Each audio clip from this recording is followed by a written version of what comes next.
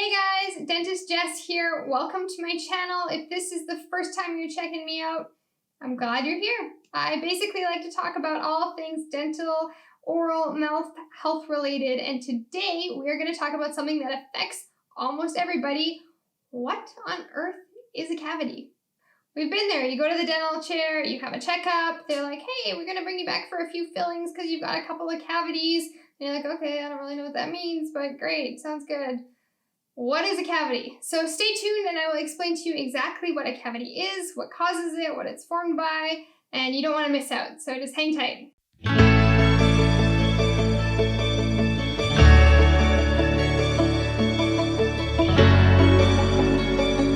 Welcome back. I'm so glad that you're here. So today, as promised, we are going to talk about what is a cavity. But first, I just want to take a minute to say thank you for tuning in. Thank you to everyone who has subscribed so far. It means the world to me. Thank you to people who are commenting below. It's really fun to get that feedback, so I really appreciate it. Keep commenting. I love to hear about your stories. Also, everyone who's out there who is watching these videos, make sure to share with your family and friends so that we can spread the love when it comes to dental care, mouth health, all of that. So make sure to share. Okay, what is a cavity? So the first thing is that a cavity itself in the dental world is referred to as dental caries. So if you ever hear them say, oh, there's dental caries on the distal of tooth 1-7, that basically means you have a cavity on that spot. They might also call it decay, sometimes we call it decay, but typically it's called dental caries. So the Center for Disease Control and Prevention in 2016 did a study, and this study showed that 90% of all Americans in the US have had a cavity. And 1 in 4, so 25% of people are actually living right now with untreated dental disease, dental decay, or cavities in their mouth. So that means that 1 out of every 4 of you that's watching this probably has something going on in your mouth, and you might want to follow up with your dentist after watching this video. So make sure that you get checked out if you haven't been to the dentist for a while. This might be a nice little reminder for you. What is a cavity? What makes up a cavity? There is a few different factors that can contribute to it, so I'm kind of give you a list and then we'll talk through it all. So the first one is the bacteria itself. It is a bacterial infection, so you have to have the bacteria. Time, so the amount of time that those bacteria and food sits on your teeth, the type of food that you eat, the pH of your mouth, whether it's acidic or basic, your tooth anatomy itself, the shapes of your teeth, any genetic disorders that you may have, and then your oral hygiene at home. So depending how you're taking care of your teeth, all of these things can contribute to a cavity. We have a ton of bacteria in our mouths, guys. It is a whole little world going on in there of millions and millions of bacteria that form, whether it's on our cheeks or our tongues or our lips or our teeth or whatever. There's a whole bunch of bacteria. These start to form early on in our lives. Actually, one of the most common ways that we get them is when we are infants and we pass something from mother to child. So commonly you drop a pacifier on the ground, the mom picks it up, pops it in her mouth, rinses it all off, pops it back in baby's mouth, and we just spread our infection from our mouth or mom's mouth into the child's mouth. So if you're a parent who struggles with a lot of dental disease, you've had a lot of cavities in the past, maybe you've struggled with it, you have a lot of work done, you might not want to share your soothing with your child or your pacifier because you actually are sharing that bacterial infection. And as soon as those teeth start to pop up into the mouth, those bacteria will start to colonize them. So it's going to be really important that within 6 months of that first tooth coming in, your little one sees the dentist. It's just a little ad lib in there, but make sure that you are seeing them.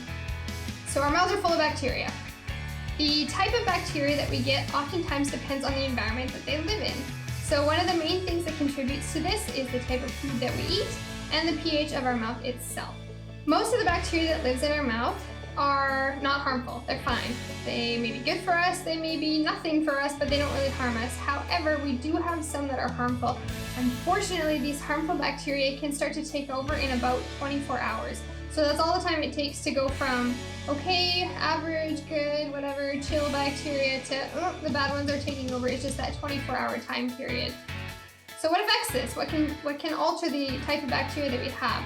The first thing is the types of foods that we eat. So if you eat a lot of carbohydrates, whether it's pasta or rice or candy or chocolate, or even lots of fruits or vegetables, and don't get me wrong, fruits and vegetables are great, but as far as food-wise goes, having A lot of sugar type, carbohydrate type substances on your teeth can actually worsen or make you more prone to getting dental decay or dental caries.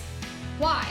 The reason is that the bacteria that really like to cause cavities really like those food sources for themselves. So we have, we have enzymes, I guess there are proteins. Anyways, we have enzymes in our saliva that start to break down these complex sugars into simple sugars. So these complex carbohydrates that we eat, say you have a piece of pizza for lunch, you eat it, you chew it, the saliva starts to break it down. It breaks it down into these simple sugars that these bacteria like to eat. They have a food source, so then they start to metabolize their byproducts, and what happens is they produce something called lactic acid. Now, the lactic acid is an acid, so what this does is it decreases the pH of our mouth and makes it more acidic, and these bad bacteria start to thrive because they really like to live in an acidic environment. In addition, if we are eating a bunch of foods that have a low pH, whether you're drinking a lot of lemon water or you are having a lot of carbonated beverages, I know I love those bubbly, or I'm trying to think of some other, basically any kind of soda water out there is going to make your mouth a little bit more acidic. It might put you at higher risk for getting cavities. So any of those acidic environments are going to make you more prone to getting a cavity. So we have a high carbohydrate diet with a low pH mouth, and then we have the bacteria itself, which I have not told you yet, but these bacteria are called Streptococcus mutans or S mutans. They are the heavy hitters when it comes to dental caries.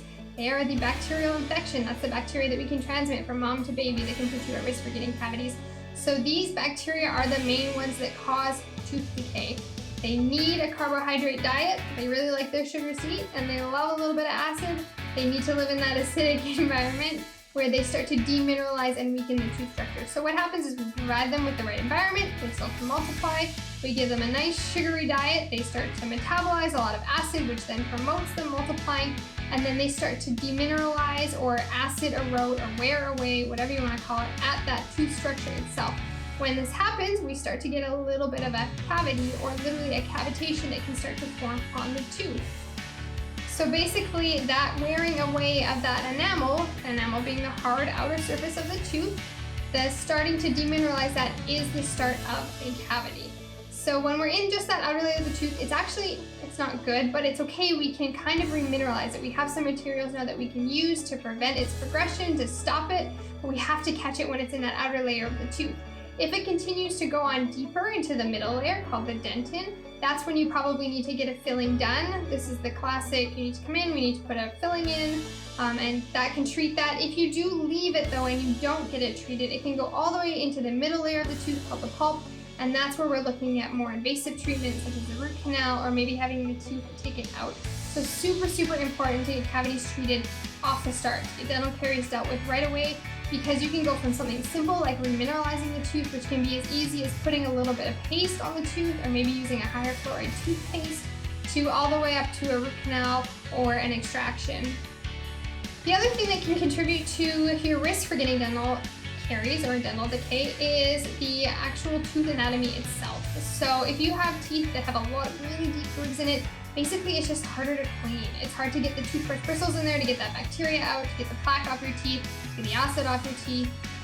So it makes it a lot harder. It puts you at higher risk. Another thing that can contribute is some genetic disorders. Again, this isn't very common. A lot of the times people think that, oh, I have bad teeth, I inherited it from my mom. It's actually more probable that you inherited their bad oral hygiene habits or their diet, or even you contracted the bacterial infection from them as an infant, so you inherited their bad bacterial infection, but not so much their genetics for your teeth, maybe, and in some cases that is the case. If you have something like amelogenesis imperfecta, you might be more at risk for that.